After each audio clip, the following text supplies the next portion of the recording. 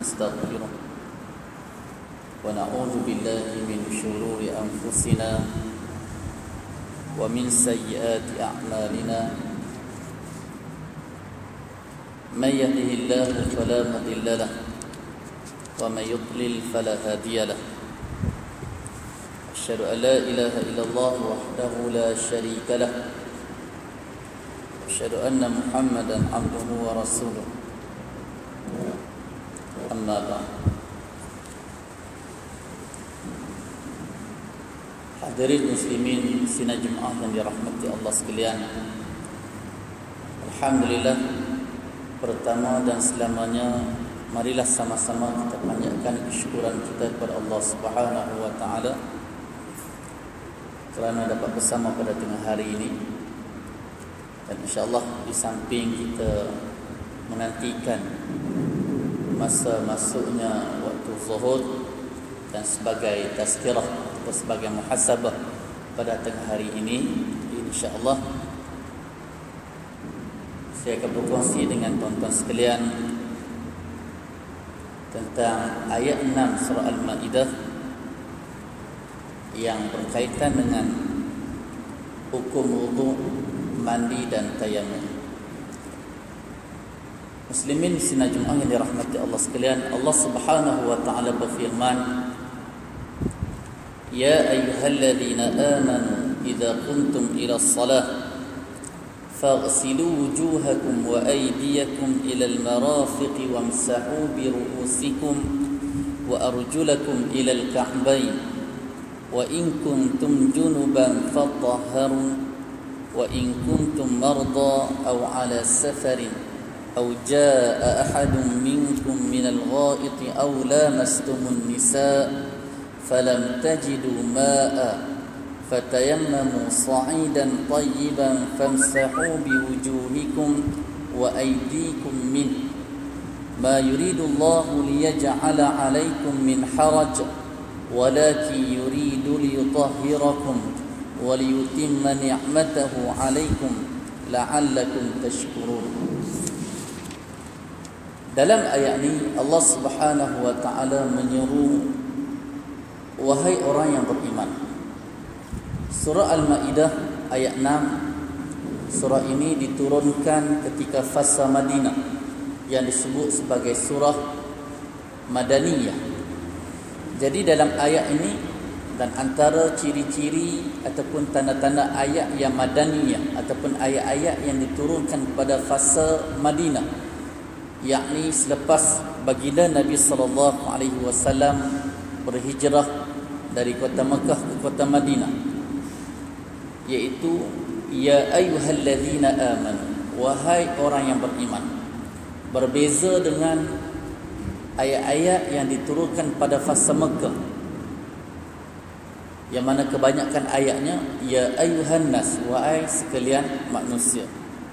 Muslimin yang dirahmati Allah sekalian, dalam ayat ini Allah Subhanahu wa taala menyeru, wahai orang yang beriman, idza qumtum ila shalah, apabila kamu hendak mendirikan salat, faghsilu wujuhakum, maka hendaklah kamu basuh wajah kamu ataupun muka kamu, wa aydiyakum ila al-marafiq, dan kedua tangan kamu sampailah ke siku, wamsahu bi ru'usikum, sapulah kepala kamu, wa arjulakum ilal ka'bayn, dan basuhlah kedua kaki kamu sampai ke buku lali, wa in kuntum junuban, dan Allah sebut lagi, dan jika kamu berjunub maka hendaklah kamu mandi, wa in kuntum marda, dan jika kamu sakit, au ala safarin, ataupun berada dalam perjalanan, yakni bermusafir,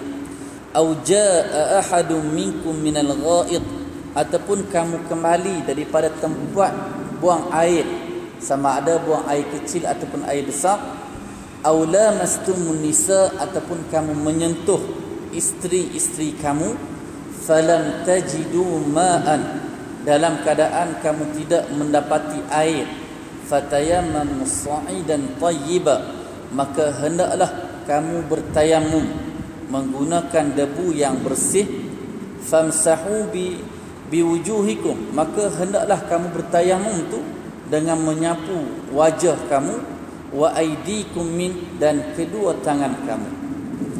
Dan sebut Allah lagi, ma yuridullah, dan Allah tidak berkehendak daripada kamu, liyaj'ala alaikum min haraj, yakni Allah tidak berkehendak untuk menyusahkan kamu, walaki yuridu liyutahhirakum, tetapi Allah Subhanahu wa taala hendak membersihkan kamu, waliyutimma ni'matah, dan Allah juga hendak menyempurnakan nikmatnya bagimu, la'allakum tashkurun, mudah-mudahan kamu bersyukur kepada Allah Subhanahu wa taala.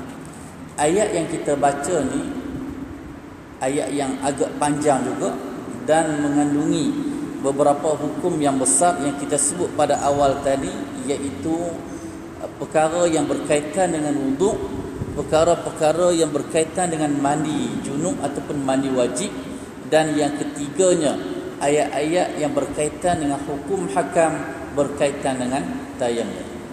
Dan insya-Allah kita akan bahaskan masa yang ada ni, masa yang agak singkat ni berkaitan dengan hukum hakam yang disebut oleh Allah Subhanahu wa taala dalam ayat 6 surah Al-Maidah yang kita baca ni. Okey, kesimpulan yang pertama, seruan Allah kepada orang yang beriman apabila kamu hendak mendirikan solat. Sekarang ni apa makna solat? Dalam Al-Quran dan dalam hadis, solat dari sudut makna lughah, dari sudut perkataan yang diguna pakai oleh orang Arab, selawat juga bermaksud doa. Kan? Jadi solat dalam arti kata al-lughah fi lughah, dari sudut bahasa Arab makna dia doa. Manakala dalam ayat ni ia lebih berbentuk makna istilah. Kan, sebagaimana ayat yang kita baca, wa aqimus salah wa atuz zakah, hendaklah kamu dirikan salat dan hendaklah kamu bayar zakat. Jadi salah di situ ataupun salat di situ adakah makna doa ataupun dengan makna yang lain? Kan, begitu juga ayat yang kita baca dalam surah Al-Maidah ni, salat yang dimaksudkan di sini ialah salat yang diguna pakai atas makna lughah ataupun makna istilah. Kan? Sebenarnya dalam ayat ini mengguna pakai makna istilah. Kan? Dari sudut istilah, salat bermaksud aqwalun wa af'alun muftatahatun bitakbir wa muhtatamatun bitaslim. Salat dari sudut pengenalan dia ataupun orang sebut dari sudut definisi dia, salat aqwal, satu perbuatan yang maksudnya yang mengandungi aqwal, perkataan-perkataan, bacaan-bacaan, ucapan-ucapan, wa af'alun, dan perbuatan-perbuatan, muftatahatun bitakbir, yang dimulakan dengan takbir, dimulakan dengan Allahu Akbar ataupun disebut sebagai takbiratul ihram, wa muhtatamatun bitaslim, dan diakhiri dengan salam. Dalam perbincangan ulama fiqh tentang solat jenazah, adakah solat jenazah ni nama solat ataupun hanya doa? Sebab itulah kita dapati dalam perbincangan hukum fiqh ada sebahagian ulama menyatakan sesiapa nak solat jenazah tidak memerlukan wuduk. Sebab apa? Sebab dalam solat jenazah tu dia tak lengkap dari sudut rukun-rukun sama macam semayang. Dalam solat jenazah hanya ada beberapa rukun sahaja.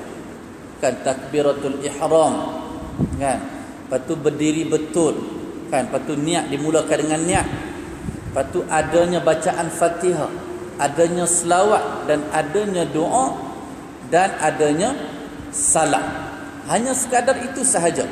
Dalam solat jenazah tidak terdapat rokok, i'tidal pun tak ada, sujud tak ada, duduk antara dua sujud pun tak ada, tahiyat awal pun tak ada, tahiyat akhir pun tak ada. Adakah solat jenazah, bila kita nak solat jenazah, masuk masjid orang duduk semayang, adakah kita boleh solat jenazah terus, ataupun kita nak kena ambil wuduk sama macam solat biasa?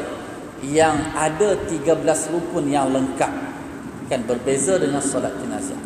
Okey, mengikut pandangan kebanyakan para ulama yang disebut sebagai jumhur ulama. Jumhur ulama menyatakan solat jenazah itu adalah solat. Sebab apa? Sebab perbuatan, perkataan yang terdapat dalam solat itu dia termasuk dalam ta'rif ataupun dalam pengenalan ataupun dalam definisi solat itu sendiri. Aqwalun wa af'alun, perkataan-perkataan ataupun ucapan-ucapan, begitu juga perbuatan-perbuatan yang dimulakan dengan takbiratul ihram dan diakhiri dengan salam. Jadi solat jenazah ni dia termasuk dalam ta'rif ni. Maka bila kita nak solat jenazah, kita nak kena berwuduk terlebih dahulu. Okey. Yang kedua, dalam ayat ni juga membicarakan tentang perkara-perkara asas ketika berwuduk ataupun kita sebut sebagai rukun. Kan kita belajar tentang rukun wuduk. Rukun ada berapa, yang sunatnya ada berapa, kan? Apabila kita mengenali rukun, maka akan menjadi sebagai pemudah. Contohnya bila air tak ada, kan? Bila air tak ada, kita hanya perlu ambil yang rukun sahaja. Tak perlu kita nak buat perkara-perkara yang sunat menyebabkan air itu jadi kurang dan kemungkinan rukun tak lengkap, kan? Jadi bermakna dalam ayat ni Allah Subhanahu Wa Taala menyebut 4 perkara yang berkaitan dengan rukun wuduk. Yang pertama Allah sebut faghsilu wujuhakum, maka hendaklah kamu basuh muka kamu. Wa aydiyakum ilal marafiq, dan basuhlah kedua tangan kamu sampai ke siku. Yang ketiga wamsahu bi ru'usikum, sapulah kepala kamu. Dan yang keempat wa arjulakum ilal ka'bain, dan kedua kaki sampai ke buku lali. Kalau kita belajar pondok, kadang tok guru pondok dia nak bagi kita ingat, kan? Dia kata rukun wuduk ni 4 basah 2 kering, kan? Maksudnya rukun wuduk ni ada 6. Jadi yang basahnya 4, yang 2-nya kering. Jadi yang 2 kering tu apa? Yang pertamanya niat, dan yang keduanya ialah tertib.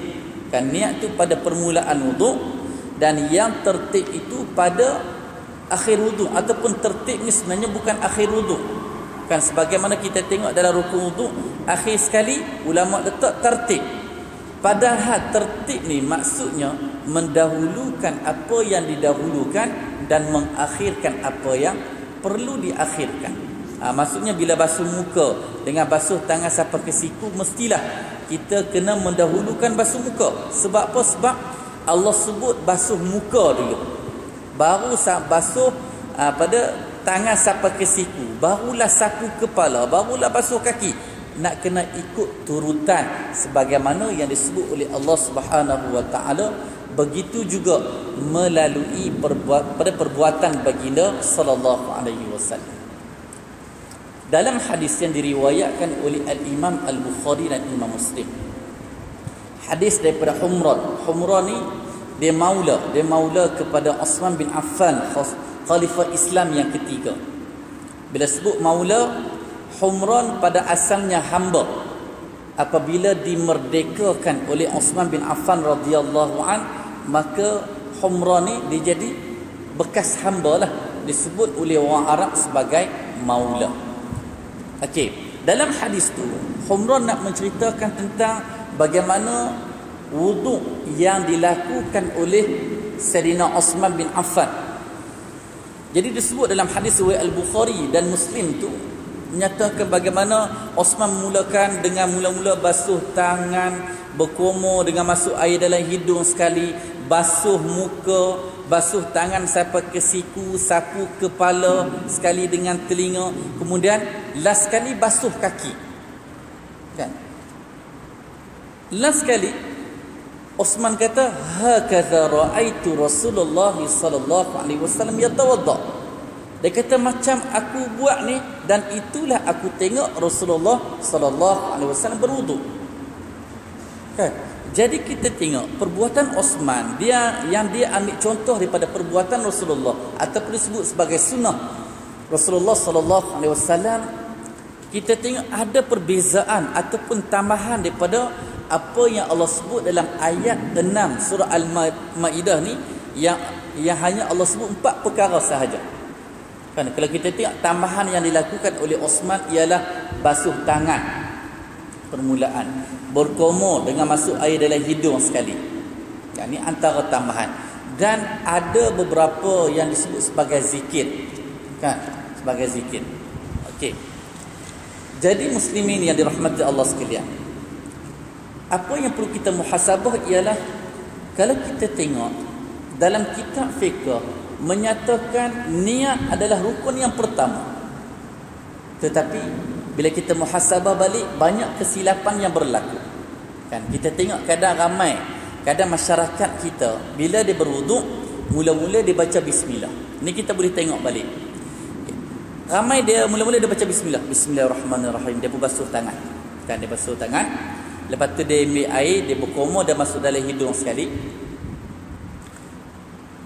Bila dia nak basuh muka, baru dia kata nawaitu raf'al hadasil asghari lillahi ta'ala, sahaja aku mengangkat hadas kecil kerana Allah Ta'ala.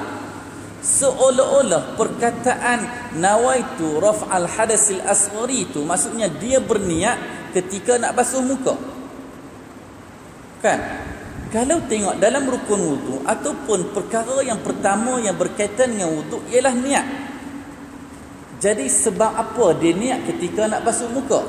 Sepatutnya dia niat selepas dia baca bismillah. Sebab basuh tangan, berkomor, masuk air dalam hidung ada sebahagian daripada perbuatan wudu. Jadi kita nak kena muhasabah. Kan? Selama ni kita duk niat basuh ketika basuh muka ke, kita niat ketika permulaan sebelum kita basuh tangan.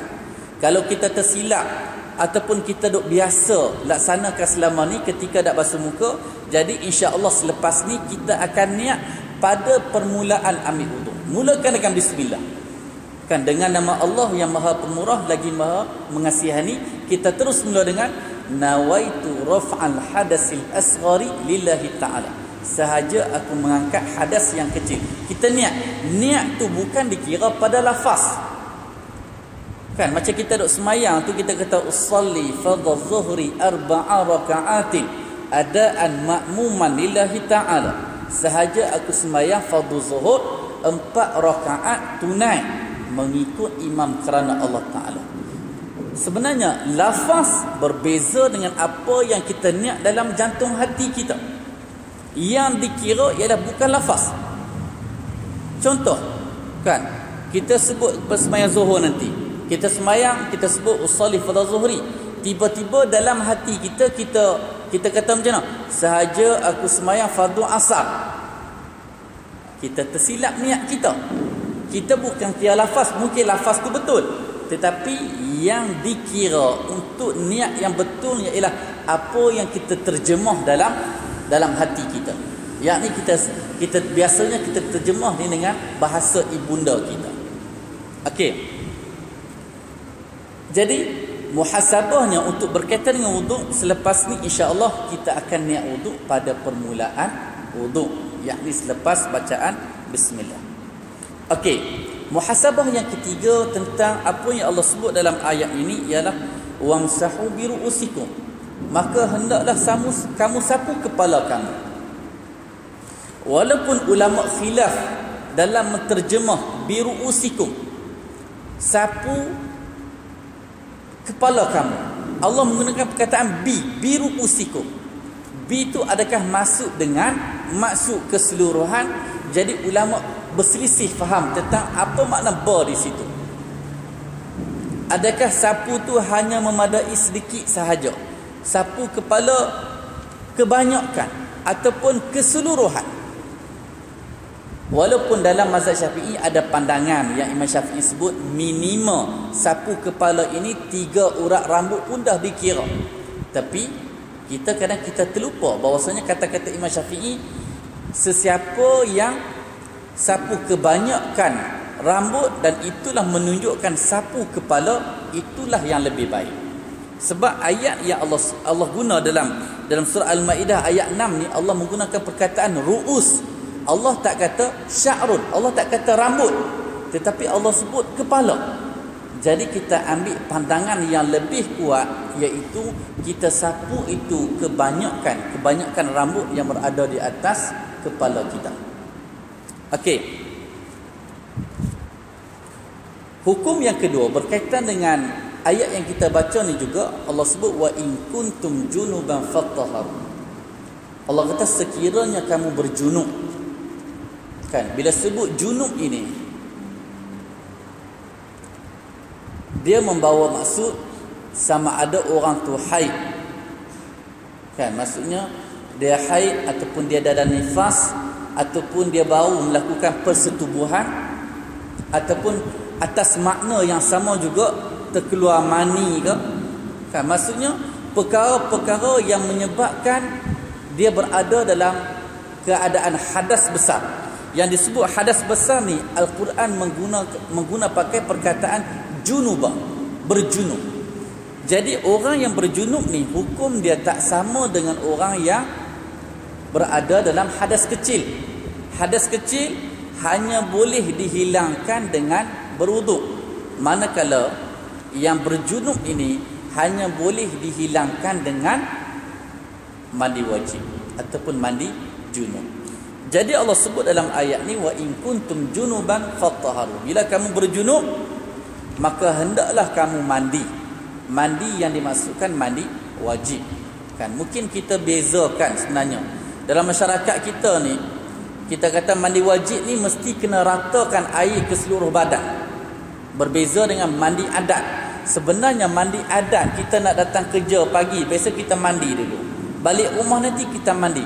Sebenarnya mandi itu bukan mandi adat, mandi ibadat sebenarnya. Kita dapat pahala jika kita niatkan kerana Allah. Aku mandi ni kerana Allah Ta'ala. Kan? Tetapi mungkin berbeza dengan niat mandi wajib. Yang wajib kita ratakan air ke seluruh badan. Dalam hadis riwayat Al-Bukhari dan Muslim, ada cara yang diajar oleh Nabi, cara mandi wajib yang paling tepat. Dia macam ni je. Bila sebut ibadat, okey, pada masuk waktu zuhur, kita insya-Allah kita bagi lalu pada azan zuhur, insya-Allah kita akan sambung semula dan kuliah kita akan sampai ke 1:45 insya-Allah. Wallahu a'lam.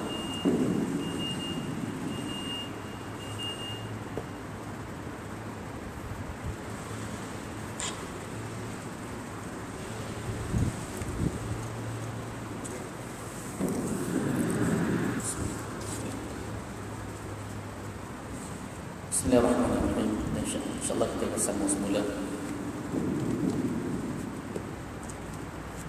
Sebagaimana yang disebut oleh dalam hadis yang diriwayatkan oleh Al-Imam Al-Bukhari dan Imam Muslim berkaitan dengan mandi wajib, mandi junub. Dua isteri Nabi meriwayatkan hadis yang hampir sama, iaitu Aisyah radhiyallahu anha dan Maimunah radhiyallahu anha. Jadi cara mandi Rasulullah, mandi wajib, kita nampak simple je. Dia macam ni je. Agama ni hak mana yang Nabi buat. Kan? Kalau selain tu, kadang kalau ada perbezaan, kita nak utama hak Nabi buat ke hak perbezaan tu. Cari hak sama macam Nabi. Kalau tengok dalam hadis riwayat Al-Bukhari Muslim berkaitan dengan babul ghusl, dalam kitab Bulughul Maram ada satu bab yang mana Ibnu Hajar Asqalani meletakkan satu bab babul ghusl. Kalau ghuslu basuh, ghuslu bab mandi. Jadi dalam bab tu dibawa hadis yang berkaitan bagaimana Aisyah dan Maimunah meriwayatkan bila Nabi mandi wajib, biasanya Nabi akan basuh tangan dia dulu.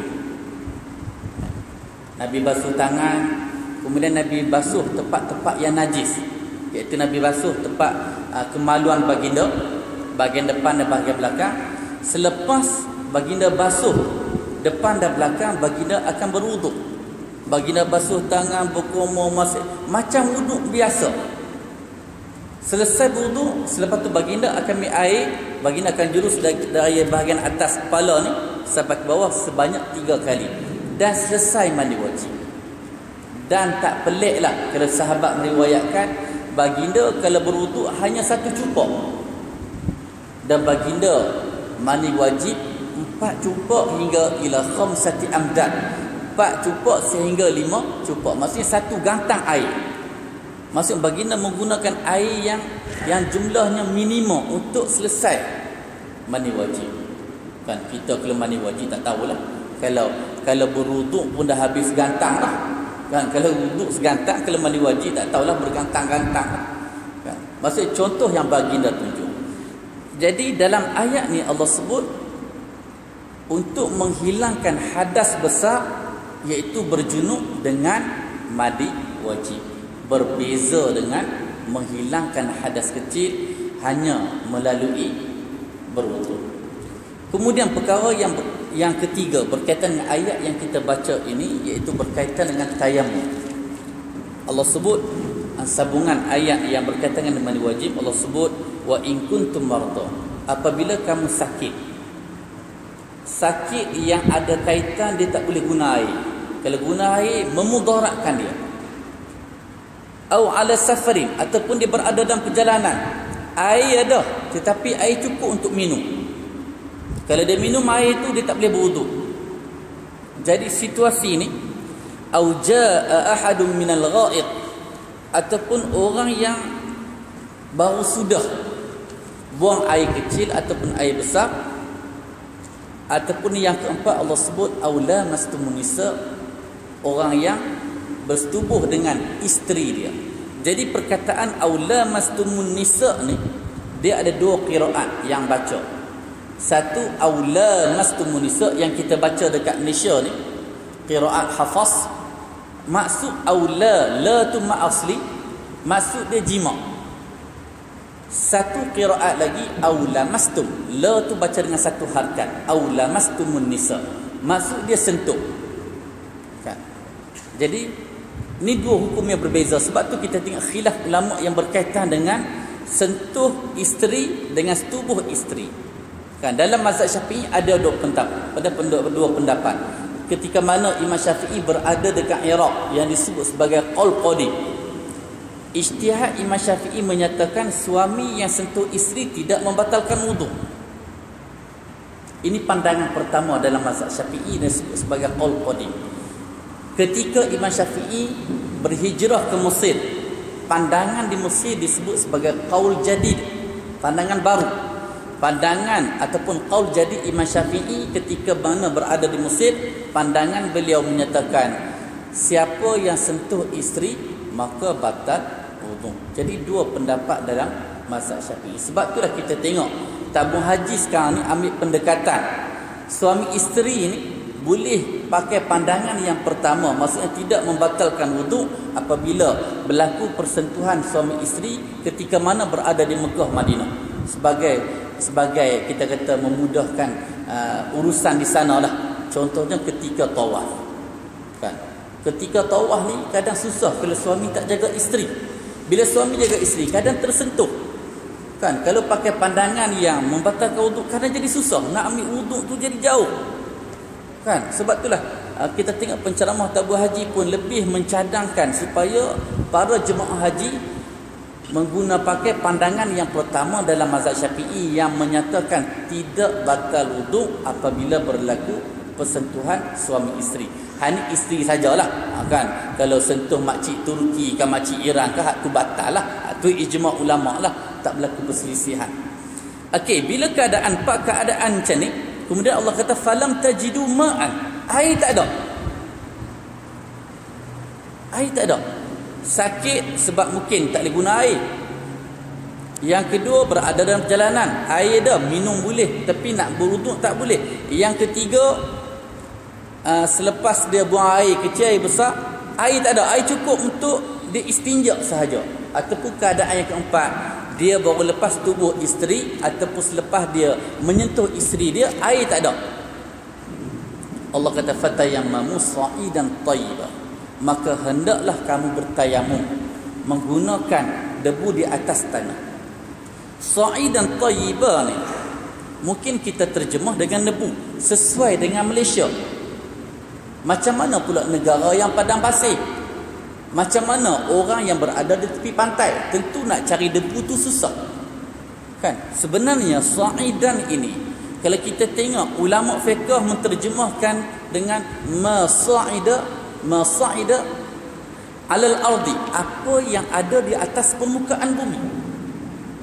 Kalau kawasan debu putih lah. Kawasan yang debu merah lah. Kawasan yang tepi pasir mungkin debu tu tak nampak. Kan? Muzakarah fatwa beberapa tahun lepas, dan kita boleh tengok buku untuk kaedah berwuduk dan tayamum yang digunakan pakai dekat hospital kerajaan. Buku itu terbitan JAKIM. Dalam tu mengambil keputusan Jawatan Kuasa Fatwa Kebangsaan, kita boleh bertayamum dengan tepuk dekat dinding sahaja. Tepuk dekat dinding dah boleh bertayamum. Kalau dinding boleh, maksudnya tempat yang kita duk pijak biasa ni memang ada debu. Mungkin pandangan mata kasar kita tak nampak, tetapi kalau kita ambil kantor memang boleh nampak debu-debu tu. Kan? Tapi kalau nak lebih rasa yakin tu, kita tayamum dekat luar masjid lah. Kan? Mungkin masjid ni air tak ada ke? Nak semayang, nak wuduk tak boleh. Jadi terpaksa bertayamum. Tayamum kita tepuk di atas tanah tu. Jadi apa yang kita dapat dekat tapak tangan, kita hemus nak bagi nipis. Lepas tu kita buat sebagaimana yang Allah sebut dalam ayat ni, famsahu biwujuhikum, maka hendaklah kamu sapu muka kamu. Kita tepuk tu, kita sapu dekat muka kita. Wa aydikum min, dan kedua tangan. Okey. Dalam ayat ni Allah sebut kedua tangan sahaja, berbeza dengan ayat wuduk. Dalam ayat wuduk Allah sebut wa aydiyakum ilal marafiq, kedua tangan sampai ke siku. Had untuk berwuduk tu basuh dari tangan sampai ke siku. Dalam bab tayamum tak dinyatakan, Allah sebut hanya dua tangan. Dalam kitab hadis membicarakan bab tayamum, ada dua hadis yang berbeza. Satu hadis menyatakan sapu tangan sahaja, hadis riwayat Bukhari Muslim. Maksudnya sapu dekat pergelangan sahaja, maksudnya tepuk, sapu dekat muka dan sapu di kawasan pergelangan tangan. Manakala pandangan yang kedua yang diguna pakai oleh kita yang mazhab Syafi'i ni, pandangan yang kita ambil bersumberkan hadis riwayat An-Nasa'i. Di situ litayamum darbatan. Tayamum dua kali tepuk. Tepuk yang pertama sapu muka sahaja, tepuk yang kedua dari hujung jari ni sampai ke siku. Dan pandangan ni kita kata kita boleh pilih lah. Mungkin kita tengok ada orang bertayamum, dia sapu muka dan sapu dekat pergelangan tangan. Ada sunnah Nabi yang beramal macam tu. Dan kita juga tengok tiba-tiba orang tayamum sama macam kita. Tak apalah, tak kisahlah, sebab sama. Kita duk tayamum selama ni dua kali tepuk. Dan mungkin berbeza pandangan ni bila kita tahu, menyebabkan kita rasa bertolak ansur, ataupun kita juga meraihkan pandangan orang lain. Muslimin dirahmati Allah sekalian, berkaitan dengan wuduk dan tayamum, kita tengok isu sekarang ni bila berlaku dekat hospital. Kan? Saya nampak salah satu pandangan Profesor Dr. Yusuf Al-Qaradawi menyatakan dia merasa pelik dengan pandangan-pandangan sebahagian orang untuk orang sihat sama ada berwuduk atau tayamum. Maksudnya orang sihat air tak ada, tayamum. Bila ada air berwuduk. Tiba-tiba diamalkan sebahagian tempat untuk orang sakit, selepas berwuduk kena tayamum pula. Jadi Yusuf Qaradawi dia kata, aku agak pelik dengan pandangan ni. Sepatutnya untuk orang sakit, kalau dia berwuduk sajalah. Kalau tayamum sahaja. Kan mungkin kadang kita pandangan ni sebenarnya sebahagian daripada pandangan dalam mazhab Syafi'i, dan juga pandangan dalam mazhab Syafi'i juga sebenarnya untuk orang sakit ni, dia tengok tahap sakit dia macam mana. Contoh, akan berlaku isu ni apabila seseorang dia luka dekat tangan. Maksudnya kalau luka kat tangan lah, kalau luka kat paha tak jadilah masalah nak ambil wuduk. Kan? Kita bukan ambil uduk sapu dekat ataupun basuh dekat paha kecuali nak mandi wajib. Kan? Isu sekarang ni bila berbalut dekat kawasan uduk, macam mana kita nak berwuduk? Hanya ada dua keadaan mengikut pandangan Yusuf Radawi. Sama ada kita berwuduk, kita ambil wuduk macam biasa, sampai dekat kawasan berbalut kita hanya menyapu air sahaja bahagian tu, tak perlu kita basuh. Sebab air yang kita basuh takut terkena luka dekat kawasan balutan, boleh memudaratkan. Jadi memadai kita basuh tempat biasa, tempat yang berbalut hanya kita ambil basahan tangan sahaja, kita sapu dekat kawasan balut. Ataupun kita pilih satu keadaan lagi, kita pilih dengan tayamum. Sebab tayamum ni dia sebagai ganti wuduk, bukan ambil kedua-dua sekali. Ini pandangan yang dikemukakan oleh Dr. Yusuf Al-Qaradawi, dan pandangan ini juga sebahagian daripada pandangan dalam mazhab Syafi'i. Jadi saya rasa sekadar itu sahaja muhasabah kita pada tengah hari ini, dan mudah-mudahan kita mendapat rahmat, kita mendapat keberkatan dan keampunan pada Allah Subhanahu wa taala atas pertemuan pada tengah hari ini. Wallahu alam, aqulu qawli hadza wa astaghfirullahal azim li wa lakum, wa sallallahu ala nabiyyina Muhammad wa ala alihi wa sahbihi wasallam. Wassalamu alaikum warahmatullahi wabarakatuh.